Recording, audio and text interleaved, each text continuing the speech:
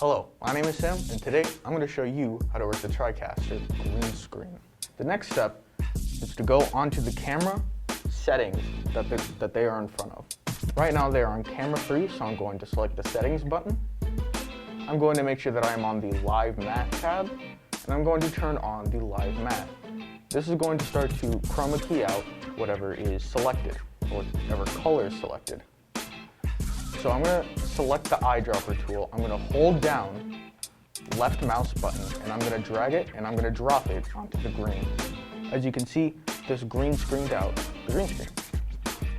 Next is how to correct it. If you look in the upper right corner, you can see there's a little bit of fuzz or static. So we're going to go ahead and we're going to try and reduce the amount of grain as much as we can. So we're going to adjust our tolerance layers,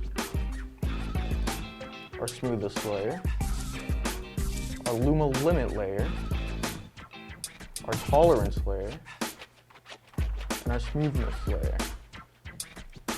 And once we've done all of this, it should look as nice as it possibly can. Your tolerance is going to be how much of green it's going to try and key out. Your smoothness is how smooth it's going to look. Your tolerance is mainly color correction, so if I turn it all the way up, you can see his red shirt has turned orange, and when I turn it down, it turns back to red. And smoothness is just how smooth it looks. So once we've reduced the grain as much as we possibly can, we're going to hit close, and we're going to look at our shot. It's a pretty good shot right now. Next is to actually apply a background. So on our Mix Effects tab, ME, which will be right here in the middle, you're going to make sure that you have the camera that is being keyed on the top, so camera 3, and then you're going to have the section down here that holds your background. Right now, that is graphics 2. So we're going to click on graphics 2. Once we've done that, we're going to go down here to our program and preview buttons, and we're going to make sure that we select ME2. So when I press ME2, we can see that we have our background behind our actors. Down here in Graphics 2, I have all of my backgrounds preloaded, and I can switch them with just a click of a button. And well, that's pretty much it. Setting up the green screen is not a hard task, and it is very, very simple to do. However, there are some things that you'll have to keep in mind. So to reduce the most amount of grain as possible, we're going to make sure that we leave a good amount of space between our actors and the green screen.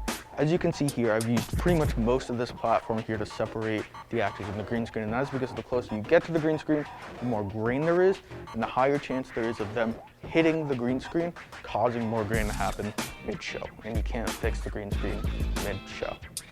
Another way that we can reduce grain on the show is by controlling the lighting, but these levers here are going to control where they are in the studio. So if we brighten it and lower it, we can see that grain is reduced heavily when we brighten the background.